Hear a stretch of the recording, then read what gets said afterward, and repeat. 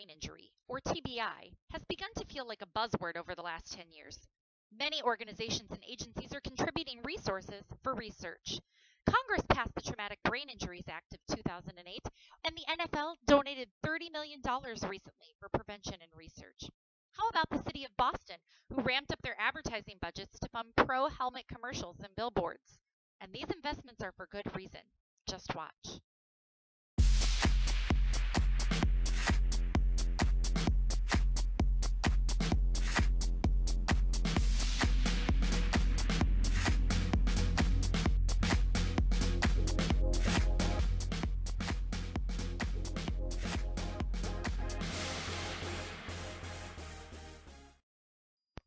The Center for Disease Control and Prevention reports that 2.5 million people are treated each year for TBI in emergency rooms, and of those 2.5 million, approximately 52,844 die.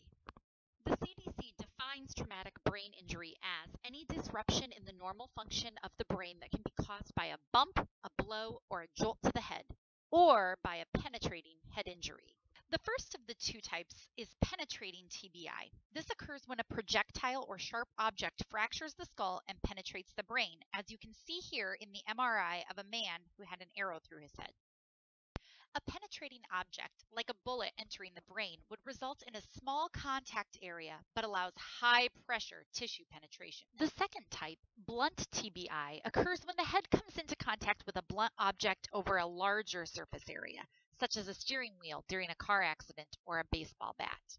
During blunt TBI, damage is done not only by the blunt object, but by the wave of fluid that results from the immediate acceleration and then deceleration of the brain inside the skull. This is called coup contra coup. Think of it like this. Your brain is a large amount of strawberry jello, and your skull is the bowl. If a baseball were to hit the bowl, the jello would first gush towards the ball by momentum, and then after hitting the bowl at the impact site, it would ricochet towards the back of the bowl, causing damage to both sides. Simply receiving a bump to the head does not mean you suffer from TBI. There must be symptoms or an evidence of disruption.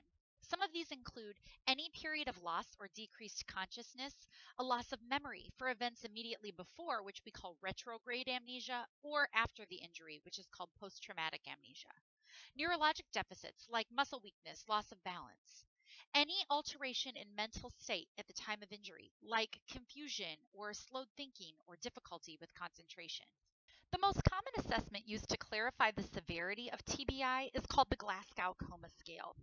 It consists of three components: eye-opening, verbal response, and motor response.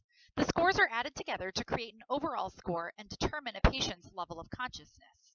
Results from the scale are then combined with observations from a patient with regards to the length of unconsciousness, duration of memory loss, as well as other factors to determine a level of severity, either mild, moderate, or severe.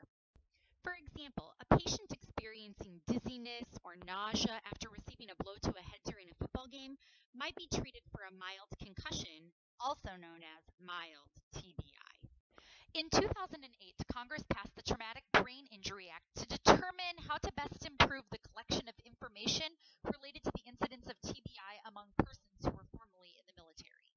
Studies out of Iraq and Afghanistan report that the number one cause of TBI in the military are explosions. Explosions are extremely dangerous because the risk for TBI is exponentially greater.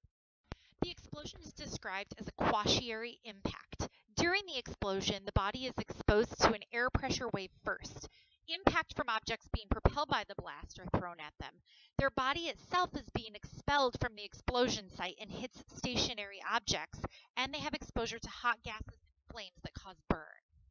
Listing prevention measures seems all too simple because TBI prevention appears on paper to be common sense.